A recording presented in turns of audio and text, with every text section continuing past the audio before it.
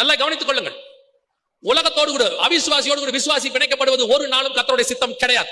இன்னைக்கு தேவனுக்காக அப்பா அம்மாவை வைராகியமாய் விட்ட ஒரு குரூப் இருக்கு. ஆனால் இவர்கள் எல்லோரும் பிள்ளைகளுக்காக தேவனை பலி கொடுத்தவர்கள். அவிசுவாசின்னு தெரிஞ்சும் பிள்ளைக்கு வீட்டுக்கு கூட்டு வர்றது, ஓ பண்ணிப்பாங்க, இல்லைன்னா செத்து போவாங்க, ஓடி போவாங்க, அவமானம் ஆயிடும், என்னென்னவோ. நான் உங்களுக்கு ஒரு உண்மையை சொல்றேன். பிள்ளைகள் அப்படி ஒரு வேளை நீங்கள் நல்ல ஸ்பிரிச்சுவலா வளர்த்தீங்கன்னா உங்க பிள்ளைகள் 95% அதை செய்யாது. ஒரு 5% தப்பு செய்யறதுக்கு வாய்ப்பு இருக்கு. அது போகிற இடத்துலயோ, வேலைக்கு போகிற இடத்துலயோ, படிக்கிற இடத்துலயோ. அந்த பிள்ளைகள் கேட்கும் பொழுது நான் உங்களுக்கு சாட்சி சொல்றேன். பிள்ளைகள் கேட்கும் போது பெற்றோர் நீங்க சொல்லிடணும், இது அவிசுவாசியோடு பிணைக்கப்படுவது முடியாது. நான் உனக்கு உண்மையா இருக்கணுமா, தேவனுக்கு உண்மையா இருக்கணுமான்னு பார்த்தா நான் உன்னை விட தேவனுக்கு உண்மையா இருக்க விரும்புறேன்னு சொல்லிட்டு கண்டிப்பா உங்க பிள்ளைக்கு உங்க மேல கோவம் வரும். 2 வார்த்தை சொல்லும்.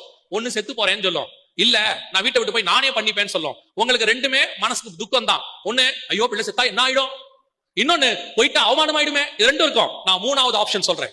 தாவீது கிட்ட ஆண்டவர் 3 ஆப்ஷன் கேட்டாரு, அவன் 4வது ஆப்ஷன் சொன்னா. ஒண்ணு, இப்ப உங்களுக்கு 3வது ஆப்ஷன் சொல்றேன்.